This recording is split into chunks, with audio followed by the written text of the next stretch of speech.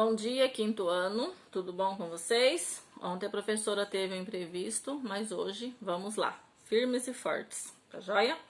É lá na página 18 de português, abram a página 18 lá do livro de português, lá no Estudar a Língua 2, tá? Coloquem a data de hoje, onde nós vamos ver a formação de palavras, ou seja, a composição.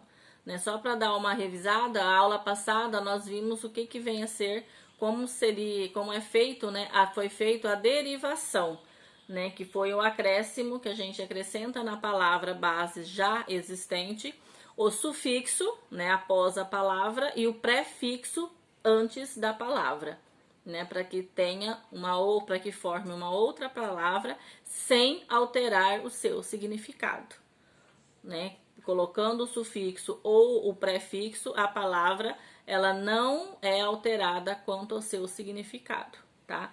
Já que na composição, nós vamos ver essa diferença, tá? Como já no primeiro exemplo aqui, vocês vão ver uma charge do Calvin, né? Ele implorando para a mãe, fazendo um denguinho, um charminho lá, implorando para a mãe, para que a mãe compre para ele um brinquedo, que é o lança-chamas, né? Que daí essa palavrinha lança-chamas já vem ser a composição dessa palavra, tá? Ou seja, é a composição de duas palavras já existentes, porém cada uma tem um significado, mas juntando elas, formando uma palavra só, lança-chamas, ela forma, no caso aqui, significa um brinquedo.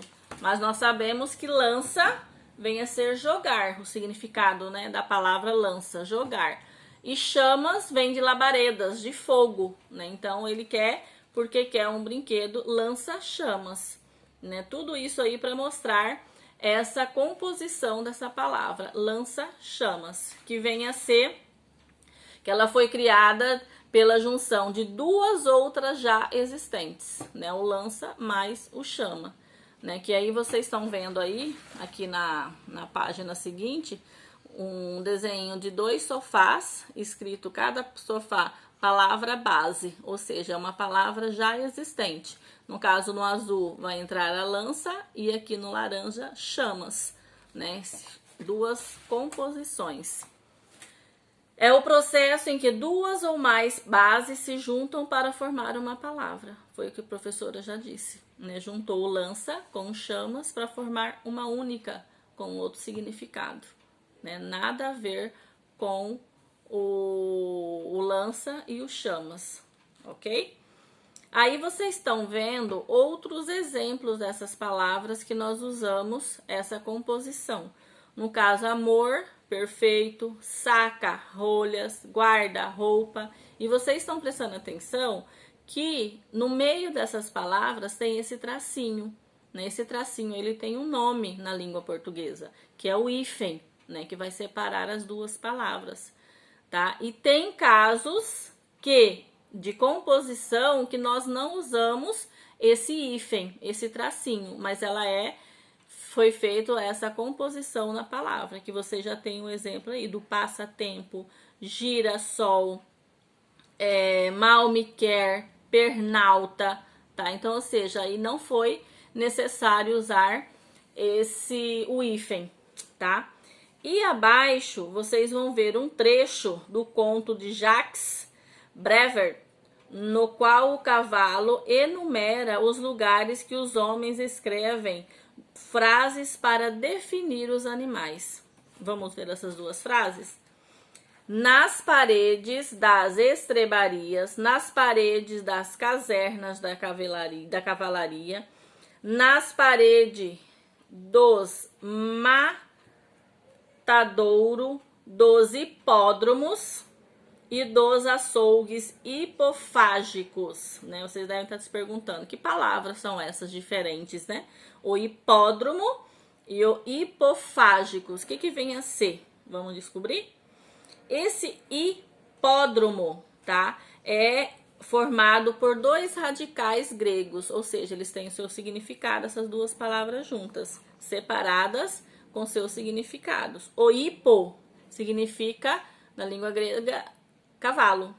E o dromo lugar para comer. Então, ou seja, o hipódromo é o lugar onde os cavalos comem, tá? E o hipofágico também tem o seu significado com essas junções. O hipo é o cavalo, né? E o fágico que come. Assim, hipofágico é aquele que come carne de cavalo, tá? Então, que é o hipódromo, é o lugar onde o cavalo se alimenta, e o hipofágico é aquele que se alimenta da carne do cavalo, tá? E dentre essa tem outras palavras que tem a junção dos radicais que geram uma nova palavra, que vocês vão ver lá na página 20, tá? Lá vocês vão ver. Sem perceber, você usa no dia a dia palavras compostas por radicais gregos e latinos, né? Palavras que já são derivadas de outras. Em matemática e ciências, principalmente, elas entram na composição de um grande número de palavras. Confira alguns radicais no quadro a seguir. Aí nesse quadro vocês vão ver várias palavras que algumas delas, nós usamos no nosso dia a dia, tá? Então vocês aí na tua casa podem ler todas para vocês entenderem, né, a junção desses dois radicais, gerando uma nova palavra, ok? Eu vou ler somente umas 3, só para vocês entenderem. No caso, a geo, que vem de terra, né, e metria, que vem de medição, de medir, que originou a palavra geometria, que nós vimos em matemática. Astro, que vem de estrela, e nomia, lei, regra, astronomia. Interessante, né? Bíblio, que vem de livro, teca, né, lugar onde se guarda esses livros, que é um lugar onde nós conhecemos muito bem, que é a biblioteca, né? Dentre outras palavras que aqui estão citadas, ok? Que vocês vão ler uma a uma e para entender essa junção e essa nova palavra com seu significado. Então, agora vocês vão fazer a atividade 1, a atividade 2, a atividade 3, 4, tá?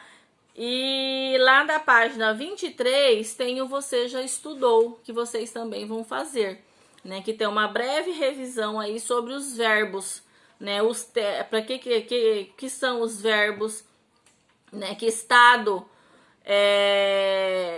que atribui a um estado que a pessoa do ser, o cavalo, fica entediado. Ação, fenômeno da natureza, né? São os que dão origem aos verbos.